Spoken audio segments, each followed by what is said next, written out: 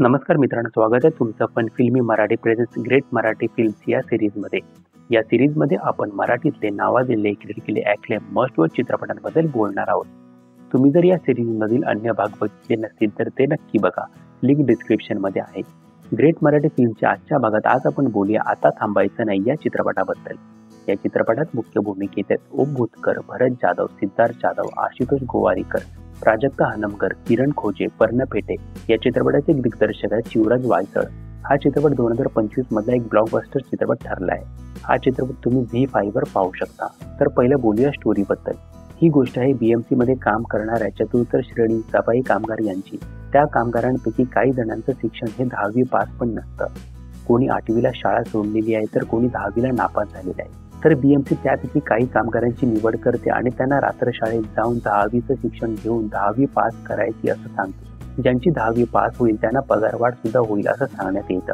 मग सगळे कामगार आपलं काम घरदार सांभाळून कसे रात्र शाळेत जाऊन 10वीच्या अभ्यासाला लागतात आणि ते 10वी पास होतात का हे पाहण्यासाठी तुम्हाला हा प्रेरणादायी चित्रपट पाहावा लागेल. आता बोलूया अशा पॉईंट्सबद्दल ज्यामुळे हा चित्रपट खास ठरतो.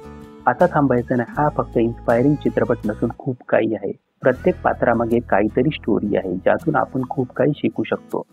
हा चित्रपट त्या सफाई कामगारांच्या आयुष्याची झलक दाखवतो. ते बघताना व्यथित व्हायला होतं. आजही जर मॅनहोलमध्ये एक सफाई कर्मचारी सुरक्षेचं काही साधन नसताना आत उतरत असेल तर हे चित्र खरंच विदारक आहे याची जाणीव होते. कोणाच्या घरी पैशाची चणचण आहे म्हणून 2-3 कामं करून पैसे कमावत आहेत तरी सुद्धा शिकण्याची इच्छा त्यांना आहे. भरत जाधव यांचं पात्र छान आहे. त्यात एक सीन आहे ज्यात त्यांचा नातू येऊन त्यांना सांगतो की त्यांच्या अंगाला गटाराचा वास येतो असं सांगून त्याचे मित्र त्याला चिडवतात, खेळायला घेत नाही का तर त्याचे आजोबा गटार साफ करतात म्हणून. हा सीन खूप काही सांगून जातो.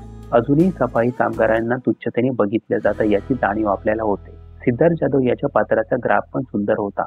ज्या शाळेत भाषण देण्यासाठी वाट लागायची तिथेच भाषण देऊन तो ग्राफ पूर्ण केला आहे. त्यात वडिलांची साथ कमाल वाटते. ओला कचरा सुका कचरा याचं वर्गीकरण सुद्धा शिकलेल्या लोकांना जमत नाही हे चित्र सुद्धा दाखवलं आहे. आता येऊया ओम भूतकर म्हणजे शिक्षकाच्या पात्रावर. त्यांचा संघर्ष, त्यांना मिळणारी पार्टनरची साथ खूप भारी वाटते. त्यांचा क्लायमॅक्सचा मोनोलॉग पण मस्त होता. चित्रपटाची गाणी पण सुंदर आहे. सिनेमॅटोग्राफी पण मस्त जमून आली आहे. चाळीतले शॉट्स, तिकडची माणसं, त्यांचा संघर्ष कॅमेराने अचूक टिपला आहे. या चित्रपटाचा शेवट आपल्याला माहित असतो तरी बघताना तो प्रवास उलगडताना भारी वाटतं. तर हा होता रिव्ह्यू आता थांबायचं नाही या चित्रपटाचा. हा चित्रपट एक मस्ट वॉच चित्रपट आहे. हा चित्रपट तुम्ही झी5 वर पाहू शकता.